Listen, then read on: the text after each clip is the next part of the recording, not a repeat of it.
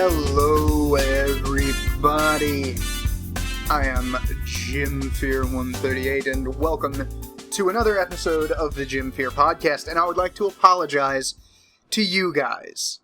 I was supposed to have a guest on this week, but somebody did not get me their audio on time, so I did not have time to edit it. And it's not just editing. You know, there's also render time that you have to take into account here. Usually when I have a guest podcast, it goes on for about 3 hours or so. So, it takes at least 4 hours to render it. That's cutting out dead air and everything. Like, I have to listen to the whole thing. I have to cut out dead air, cut out the ums and ahs and shit like that. Although, usually in the past, I haven't had time for that because, well, we would record it on a Thursday night and I wouldn't have time to edit and render on Fridays and then get it uploaded by Saturday because it takes forever to upload the damn thing too. So I've started recording the guest podcasts way beforehand, or I could just not edit them. But it still takes forever to render, and now I have to render it twice, because I'm hosting my audio on archive.org. It's a trick my buddy Dimension Bucket showed me, and hopefully with this trick we are going to get on iTunes. And, hang on, let me get rid of it. There we go. Hopefully we are going to get on iTunes. I'm still waiting to hear back from them. It's been a couple of days. Bucket said that they usually respond within a day or so, but I guess they're particularly swamped at the moment. So, I don't fucking know. We'll have to see how it goes. But now, because I have to export both a video and an audio file, it's going to take a little bit longer to get everything done before Saturday. So if I have a guest podcast, I'm going to have to record it on the extreme back end. So I'm recording this on Friday night, so you guys get something this weekend, and it's not going to be late. I'm going to go ahead and I'm going to record this shit, and I'm going to get it edited and rendered out and uploaded tonight, just so that it'll be there for you guys tomorrow. Now, hopefully, everything will be up on iTunes by the time the podcast with Wandering Scarecrow, who was supposed to be my guest, I don't remember if I said that or not, goes up. Hang on, I need a bit of a shot right now. Yeah, I'm not doing the wine thing this week. I got I was gonna record with Crow on, what was it, Tuesday? I want to say Tuesday. And I was basically falling asleep at work, so I knew I needed something that was going to keep me awake. And the wine and brown liquor kind of makes me a little bit muzzy, a little bit sleepy. So I went and got some good clear liquor. I got me a liter of Rumpelmans. It is so worth it. I absolutely love Rumpelmans. So, like I say, iTunes is coming. We're just waiting to hear back from them, and if they reject me, I'll just keep trying until I get in. So this week, because I did the thing with Scarecrow, and I was expecting to get the audio on Tuesday night or Wednesday, so that I could spend Wednesday editing it and you know, have plenty of time to render everything out, I don't really have a topic this week. I don't really have anything to fucking talk about. But I'm not going to stint you guys on content, so I'm sure I'll come up with something. Actually, I do have a bit of a topic that I wanted to kind of go off on for a little bit. I've been listening to a lot of really interesting talks. If any of you are familiar with Stefan Molyneux of Free Domain Radio, which he's here on YouTube, he's also on iTunes, so I would recommend looking him up. He has some very interesting opinions and arguments, and he's got this whole, like, peaceful parenting thing that he talks about where you don't spank your kids, and me and Crow kind of got into that a little bit, but, he's a very interesting guy, and he has a call-in show where he'll get random people from across the world to just call in and just bullshit with him for about an hour and 15 minutes. The shows are usually about 3 hours, 15 minutes long, something like that, 3.5 hours. Very, very interesting stuff. And it's kind of made me think about this whole culture war that we've got going on right now. And if you think that there's not a culture war going on right now, then you're wrong. I'm sorry. There genuinely is one, and we kind of need to take note of it and, in essence, pick a side. I think if you want to sit on the sidelines, that's your fucking business. but there is a definite split between authoritarians and libertarians. And these are all, like, small a, small l. These people don't couch themselves... Well, a lot of the people on the libertarian side couch themselves as libertarians, but mostly it's between people who think that the government should be all up in your shit and that the government should not be all up in your shit. The people who want to force you to do and say and think things, and the people who want you to make up your own mind and do what you want to do. And this is very evident in, if you go and check this hashtag on Twitter, Trigglypuff. 1 or 2 G's, I'm not really sure which. But basically this is a woman, I want to say. Girl, really. She's a girl. She's very immature. Who was shouting the entire time that, it was at a talk at a college, I can't remember the name of the campus, that Milo Yiannopoulos, Based Mom Christina Hoff Sommers, and Steven Crowder did. And this person would not shut up the entire fucking time. She just kept chanting things, and she didn't know how to chant properly. Like the way that you're supposed to chant is, I'll do a little bit of demonstration for you. The line that she used, and the one that I'll use for this demonstration, is, "Get your hate speech off this campus." Sorry if you hear my cat in the background. She is very active right now, but there's not really a whole lot that I can do about it. Like I said, I gotta get this up for you guys on Saturday, because I'm not gonna be skimping you guys on material, and I've said that I'm gonna stick to this hard schedule, and I'll be damned if I'm gonna deviate from it at all, ever. I'll be working here, I'll be right here in front of this microphone until the day I die, which hopefully will be a long time from now, but we'll see. So she said, the way that she did it, and if I can find the video, I'll put it in the thing.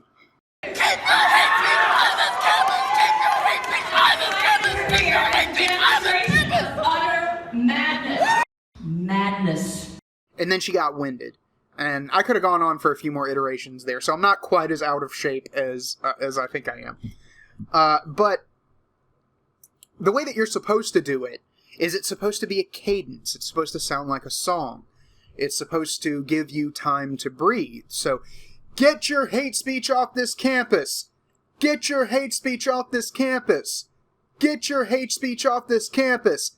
That's how you're supposed to do a chant properly, to ensure that you cause the maximum amount of disruption of other people's talk. And these are the kind of people that I'm talking about. These aren't protesters outside. If these people had wanted to protest outside of the event, fine. They're more than welcome to. That's what public spaces like that are for. Go out onto the sidewalk and do your protest. It's fine. That's protected under the Constitution. That's perfectly legal. It's perfectly fine. You can say just about whatever you want.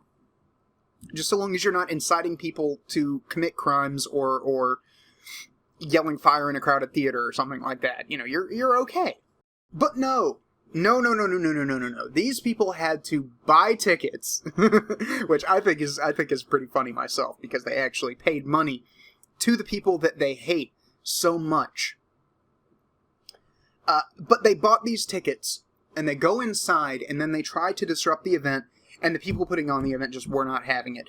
It would have been a lot better if they had thrown them out, but I can understand the trepidation to do so, because that would have affirmed all of the projection that these people were going to put on them. Oh, you're not concerned about free speech, you just want to shut down the opposite side.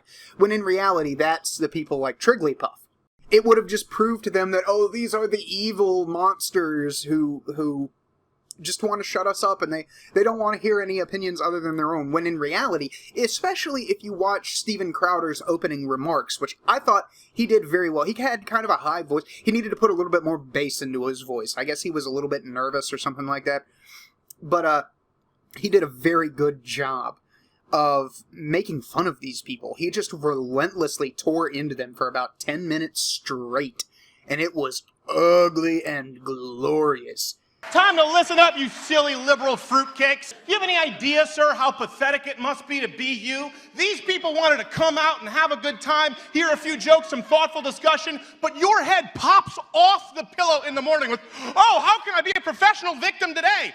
Look, they're confused. You know why? Because I'm not your gender studies professor who has to cater to your trigger warning, microaggression, safe space bullshit.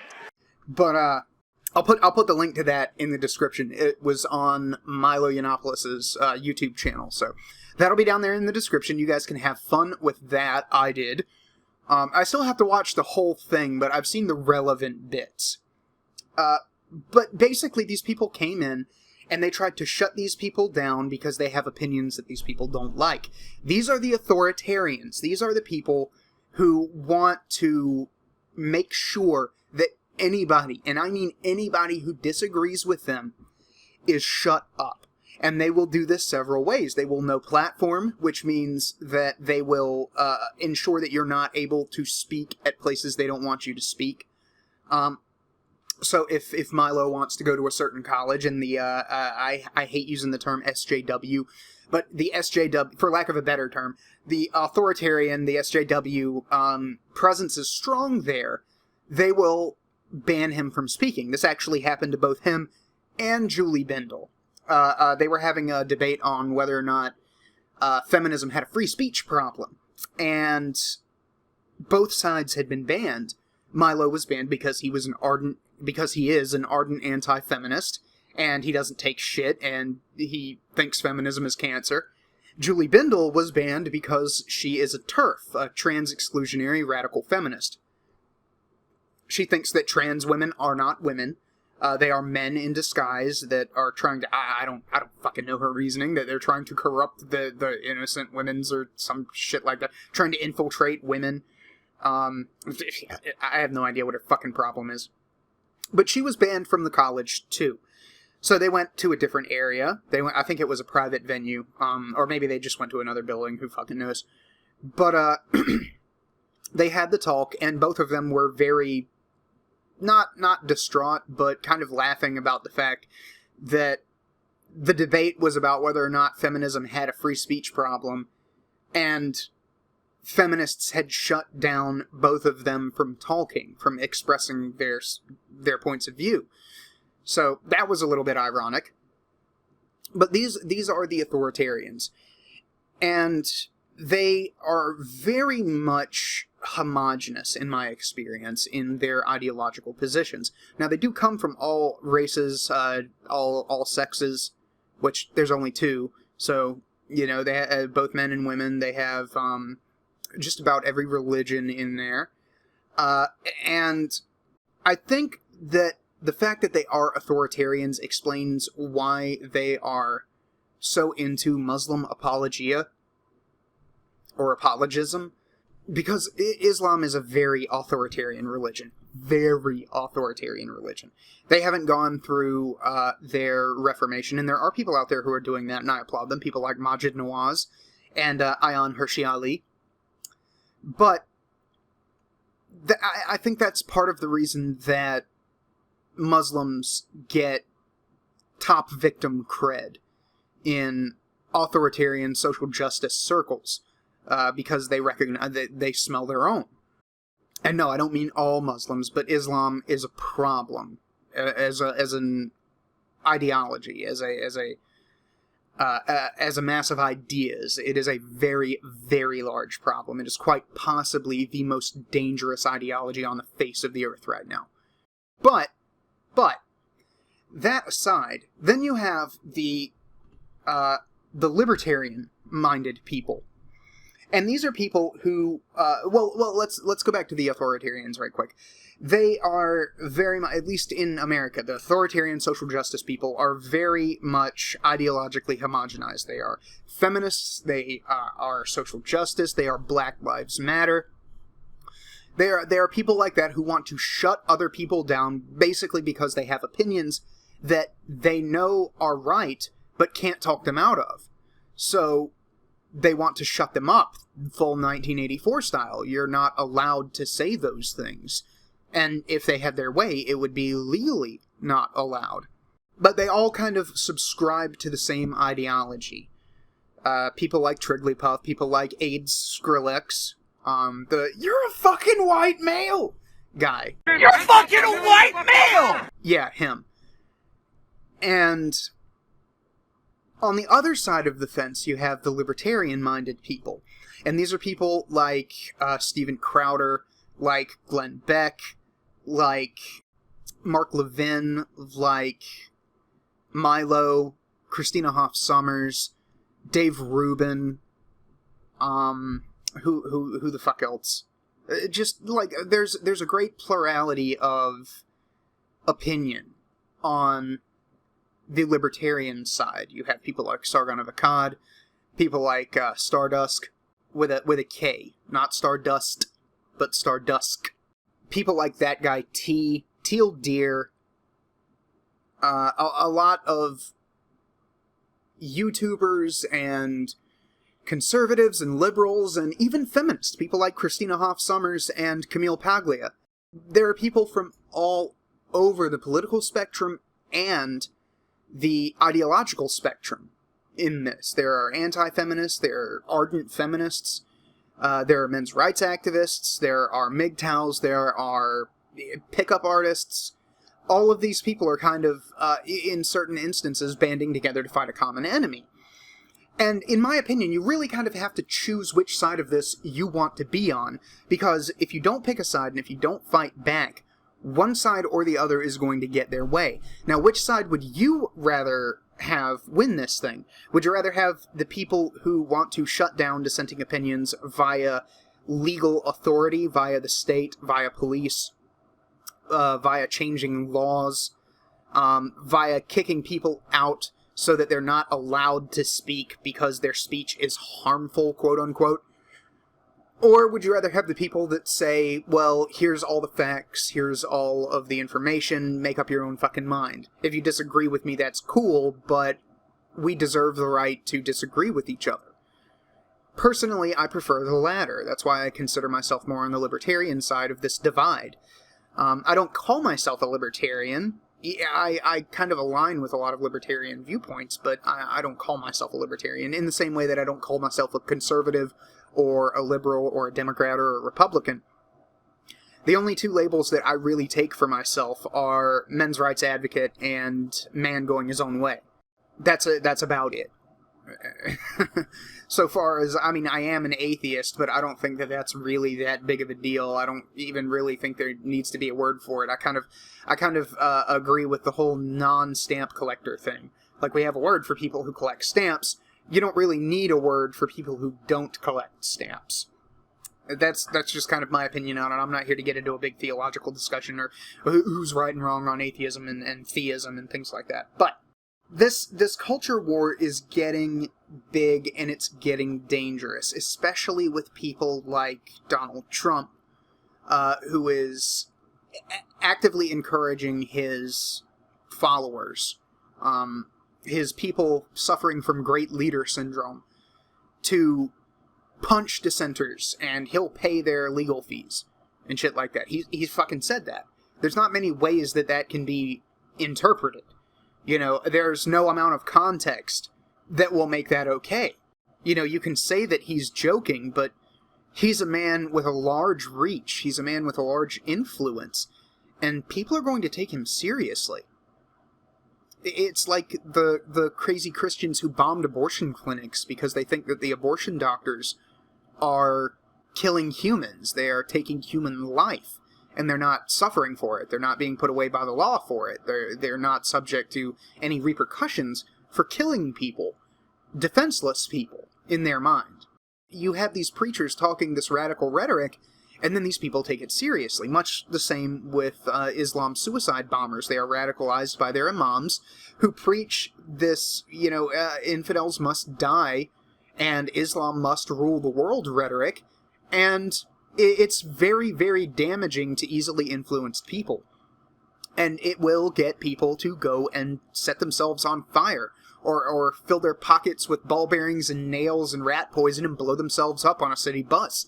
In the as in the fictional example that Sam Harris gave in the beginning of his book, The End of Faith. which he's actually doing a reading of called the End of Faith Sessions on his Waking Up podcast, which I highly recommend, because then you get to hear it straight from the horse's mouth, and he explains his positions and why he used words that he used and how the situation has changed since the book came out in, I want to say, 2004. So look up Sam Harris's Waking Up podcast and check that out. It's very interesting stuff. He also does a lot of talks with very well-educated and interesting people. I'm saying interesting a lot this podcast, but there's a lot of interesting things going on. So I'm kind of justified in my repetition. But if we allow these authoritarians to if we just ignore them, if we just don't fight, they'll get over it, they'll grow out of it, some of them might.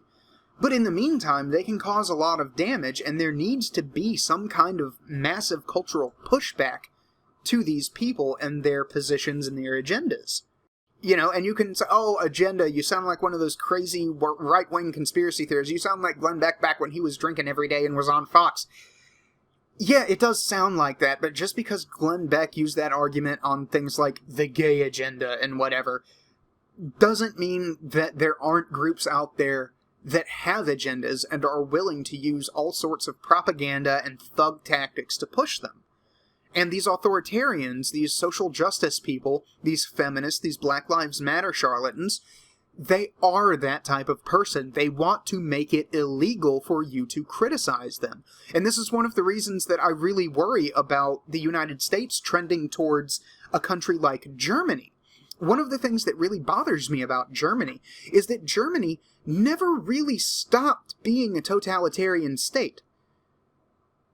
They never really stopped having this authoritarian bent to them. It manifests in greater or lesser degrees throughout their history, most notably with the Nazi regime in World War II.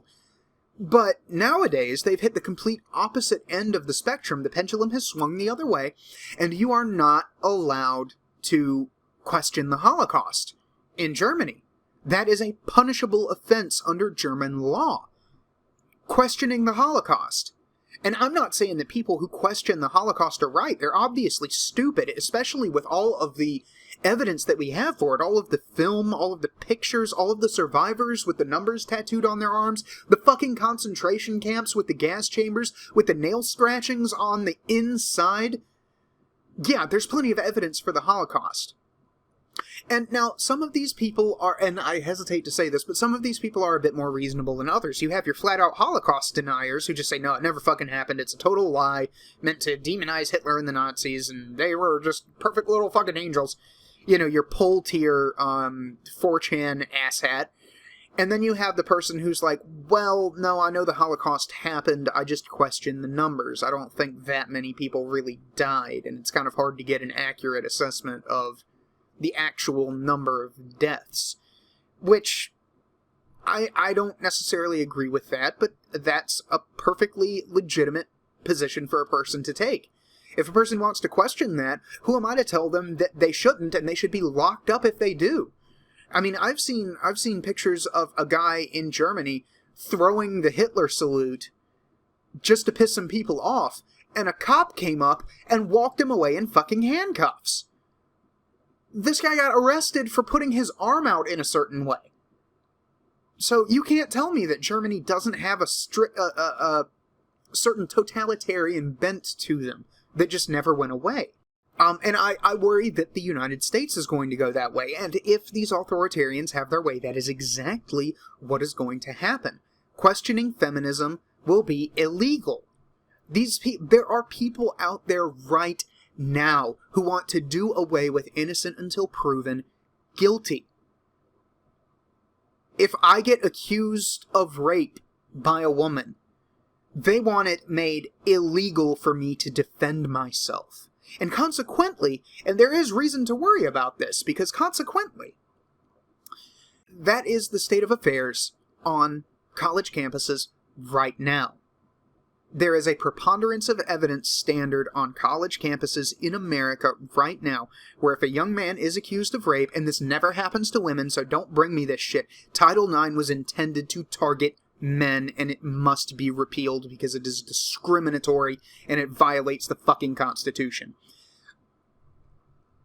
It never happens to women. But if I get accused of rape on a college campus, and I'm a student at that college, then I get brought before a star court, a kangaroo court, and I am not allowed access to legal counsel, and I have to prove that I am innocent instead of them proving that I am guilty.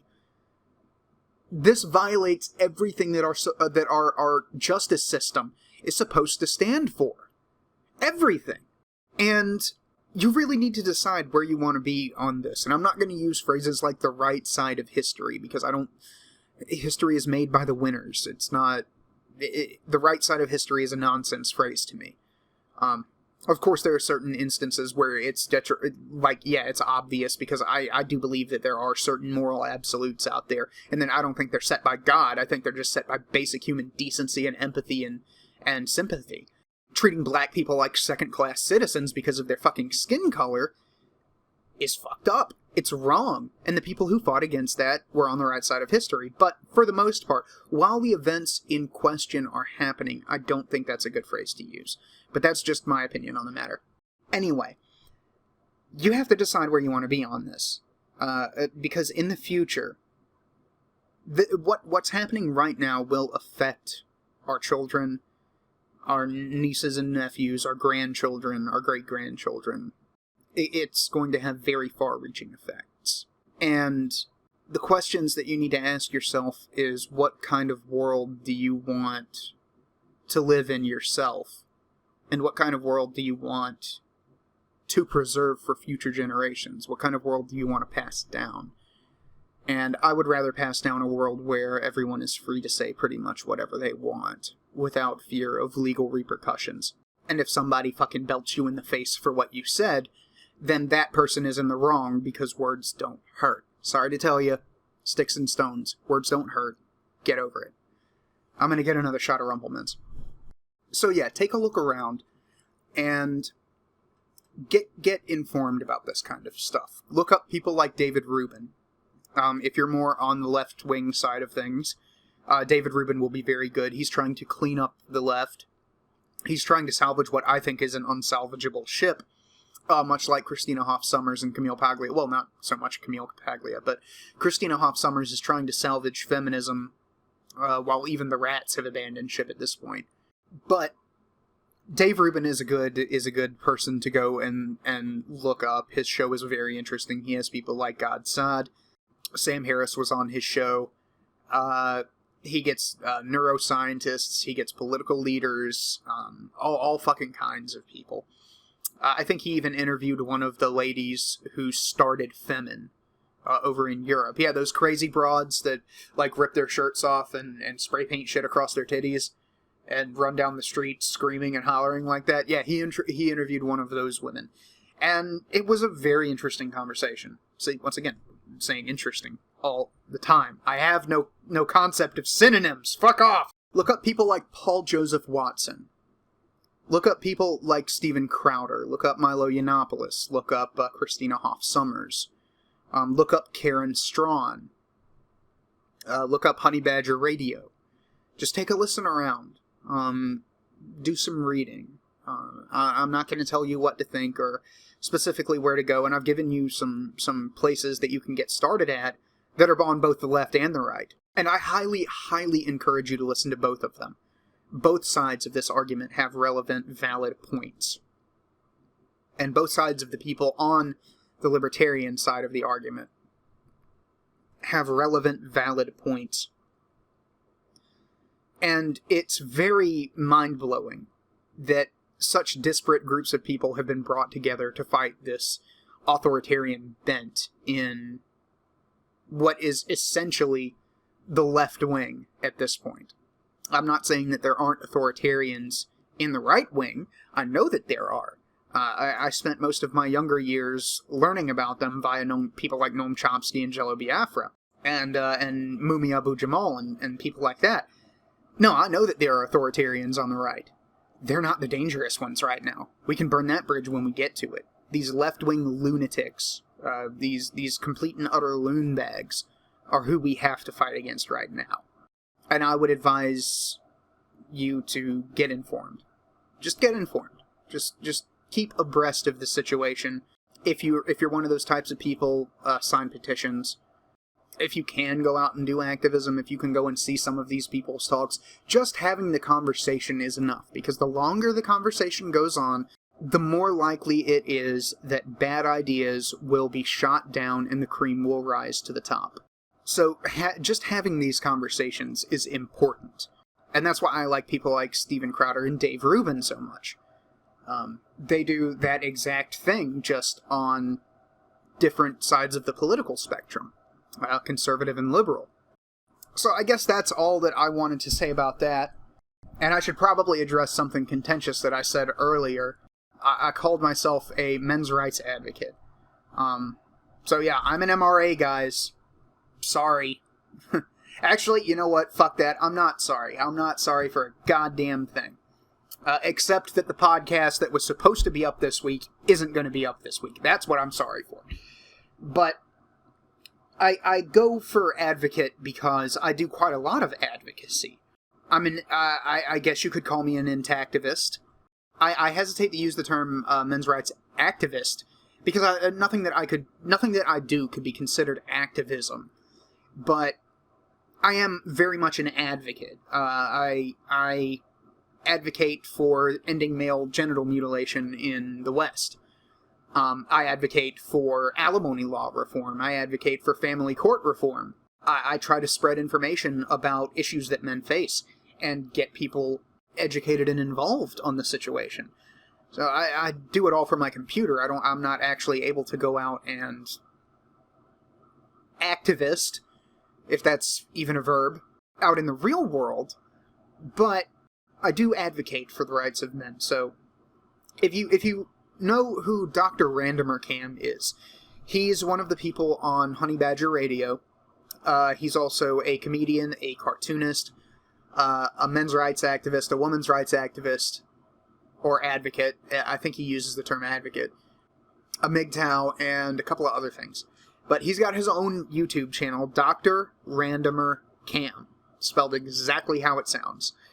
And he recently had a conversation with Sargon of Akkad that got me thinking. He released a video, I want to say it was him. He released a video talking about how Sargon had basically turned around and kind of stabbed him in the back with regards to the whole men's rights advocate thing. And he mentioned not a podcast, a live stream that he did on someone's channel. And if I can find it, I will link it below. But I think I subscribed to the guy on my Rants channel, which I don't upload to, because this is basically, the Rants channel has been folded into this. The podcast has taken over for the Rants channel, and I think it works a little bit better. But I went and listened to this live stream that they did, and Sargon's point essentially boils down to feminists have control of the media, which they do. There is no fucking question. No question whatsoever. Okay, feminism, I don't know what you've heard. I don't know how many times this has been repeated to you, but feminism is not the underdog in any sense of the word. Any sense. Feminism has government by the balls, and they have media by the balls. Anyone who dares to talk shit about feminism is instantly lambasted in as public a forum as possible, especially if they're a famous person. Feminism is not the underdog. Feminism is the establishment. And Sargon's point was that feminism has this control over the media, and they have irretrievably poisoned the term MRA. Not necessarily men's rights activist or advocate, but MRA. Calling yourself an MRA is bad news, because feminists have basically, through a dedicated propaganda campaign, equated that phrase with basement-dwelling neckbeard misogynist who actually does hate women. And I have to use that qualifier there because there's so much that gets called misogyny nowadays that just isn't. Disagreeing with a woman is not misogyny.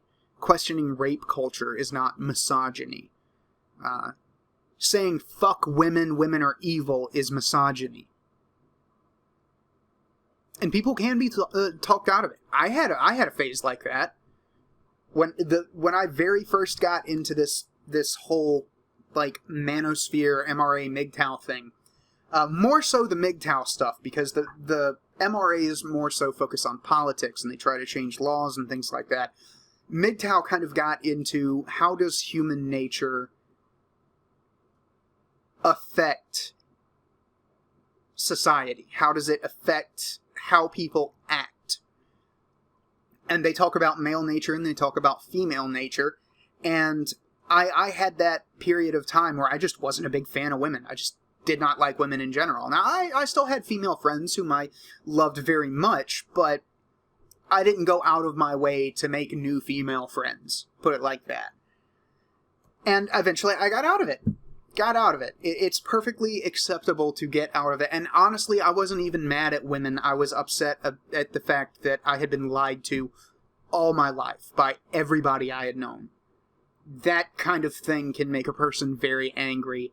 And when we are angry like that, we seek to displace that anger on easy targets. Because there's no way that you can take out your anger on literally everybody who ever taught you anything ever. So women were kind of an easy target for that. But that is not the case anymore. I've moved on past that. I've kind of got this Zen thing going on that I rather like. Women just are the way they are, and men just are the way they are. It's possible to change this. Human nature is mutable. That's what evolution is. But it's going to take thousands of years. So while I agree with men's rights activists that we do need to start working on these things because it is possible to change it, it's just going to take a very fucking long time, and we really do have to be in it for the long haul. And in the meantime, MGTOW can help men navigate this world that they find themselves in. So that's my position. But back to the reason that I started calling myself... See, this is why I kind of didn't want to broach this topic on the podcast. Not because I don't feel strongly about these topics. I do. I feel very strongly about these topics. Anyone who follows my my Tumblr will know that I feel very strongly about all of this shit.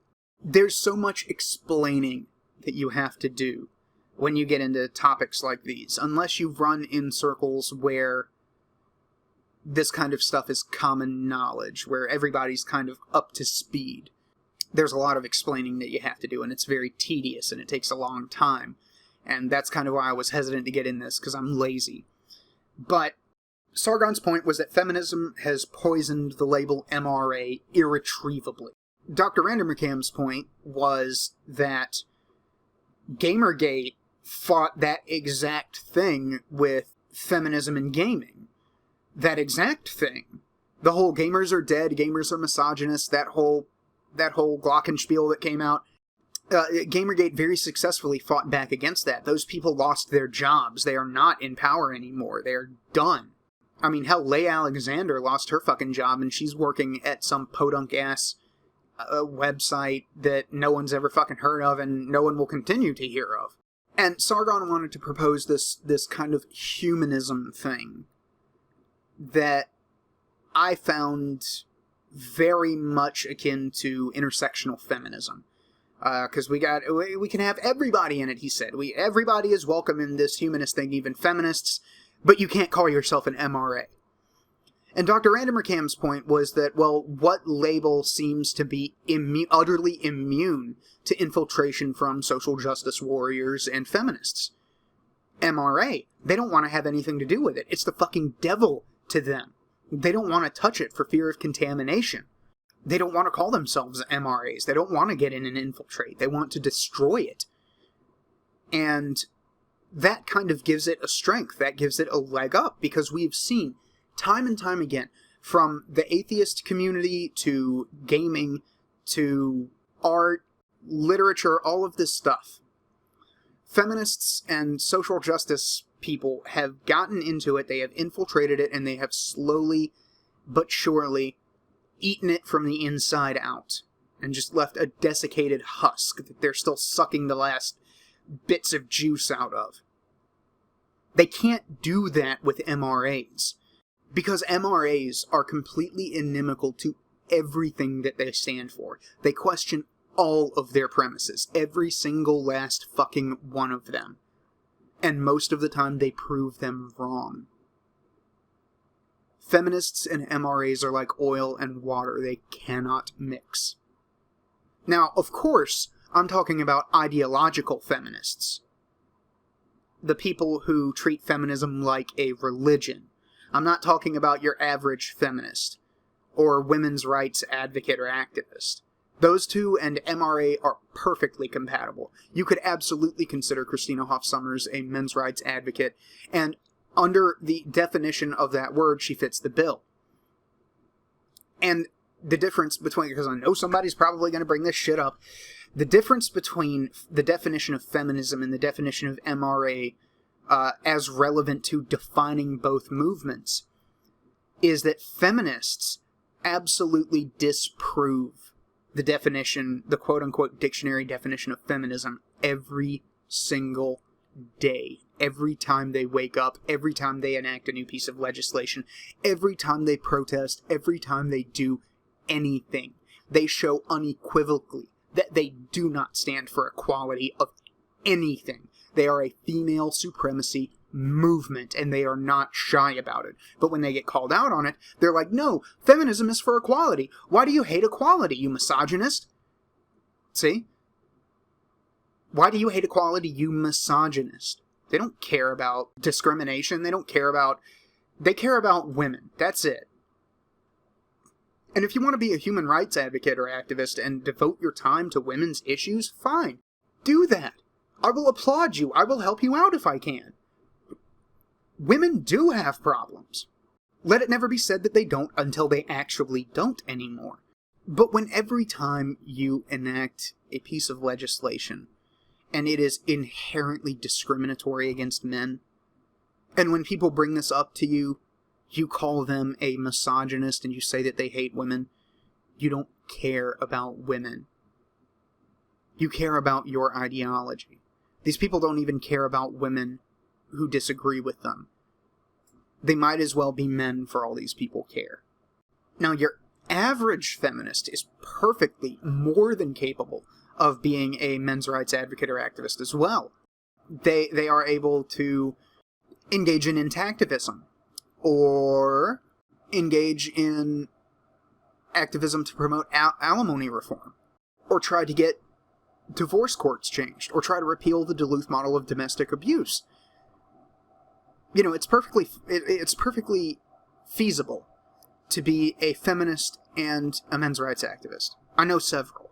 Like I said, Christina Hoff Sommers could be considered a men's rights activist based on her work with the war against boys, and her work with Gamergate, and her work basically fighting ideological batshit feminism. It's very possible to be both. However, ideological feminism is inherently threatened by men's rights activism because they are inherently against men. It's in all the literature. Well, there might be like one Bell Hooks book where she doesn't blame literally every evil in the world since Eve bit into that apple on men. And DoctorRandomerCam found it very, very insulting that Sargon was proposing this, what essentially boils down to intersectional feminism, and inviting everybody, including feminists, but you can't call yourself an MRA and be a humanist, or whatever the term for it would be. And I find that a little bit insulting too. So I decided to just be honest. I do advocate for the rights of men and boys. I do care about men and boys, and the plight that they're going through. I do care about the fact that little boys' dicks are being cut. Baby boys' dicks are being cut up. And those articles about how circumcision doesn't decrease the sensitivity of the penis, you don't remove 20,000 nerves and not have any effect on the sensitivity. That is an absurdity on its face. I care about problems like that. I care about the fact that there are men who are killing themselves right now because they cannot make their alimony payments because the judge has set the amount that they have to pay at double what they make, that they will be sent to prison for non-payment of alimony, which is the only debt you can be arrested for. I've owed the IRS money since 2010. 6 years now. Not once have they come after me. I had to go to them. I had to call the IRS for a certain thing. And while I was there, I asked them, well, is there any problems that I have with you guys? Just to check. And yeah, it turns out I owed like $1,200. They never called me. They never sent me a fucking letter. I wasn't about to go to debtor's prison for that. I owe God only knows how much in medical debt because of my seizure disorder. I've been contacted by collection agencies. No one has threatened to send me to prison. But if I owed alimony or child support, and I wasn't able to pay it, not that I was skipping out, but wasn't able to pay it, my job didn't make enough for me to live and pay it at the same time, or I just didn't have a job but I was looking for one, I could be sent to jail.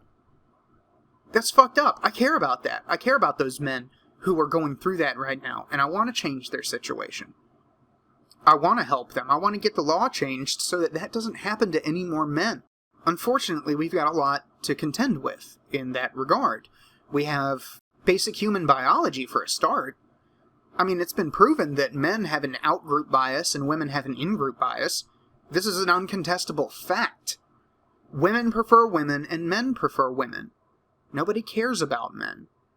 And it's going to be a long haul to fight that and reverse it so that we can finally see men as people and not laugh at or ignore their suffering. And I do quite a lot of advocacy in that direction.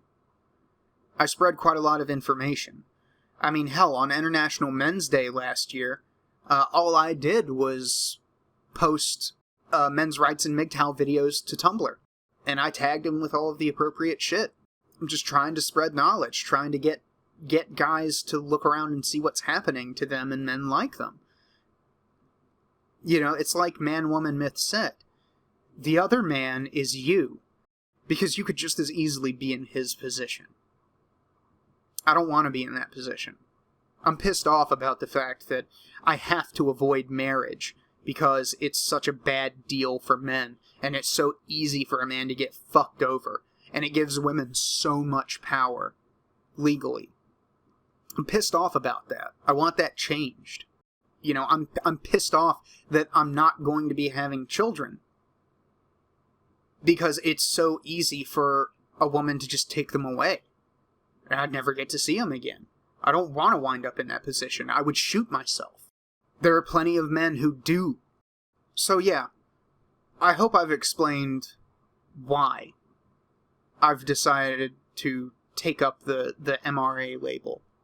And I've been one for a long time now. I just didn't want to call myself that, because for the longest time I agreed with Sargon. Feminists have poisoned this. It's going to give me a bad rap. I don't care about the bad rap. I care about what's right. And what's right is advocating for men and boys and trying to help them and help future generations, so that they don't have to go through what we go through right now. So that we can fix the suicide gap. So that we can fix the gender empathy gap. So that we can fix the workplace death gap. So that we can fix the fact that 4 out of every 5 people who are homeless are men. So we can fix the fact that things like prostate and testicular cancer get a pittance of funding, while breast cancer is so overfunded they don't even need the fucking money anymore. Yeah, I'm sorry guys, this kind of got into a heavy podcast this time, but I've been listening to a lot of these people for a long time, and this stuff has kind of been weighing heavy on me. So I appreciate you guys letting me get this off my chest. I appreciate you guys listening. And if you want to give feedback in the comments section, I'm not going to attack anybody, I'm not going to be a dickhead, unless you're a dickhead first. Then I totally reserve the right to be a dick to you. But if you're interested in a conversation about these kinds of things, or if you would like to know more about some of the people that I mentioned earlier, or know where you can get involved in some men's rights activism or advocacy, I can point you in the right directions. So, hit me up in the comment section, you guys.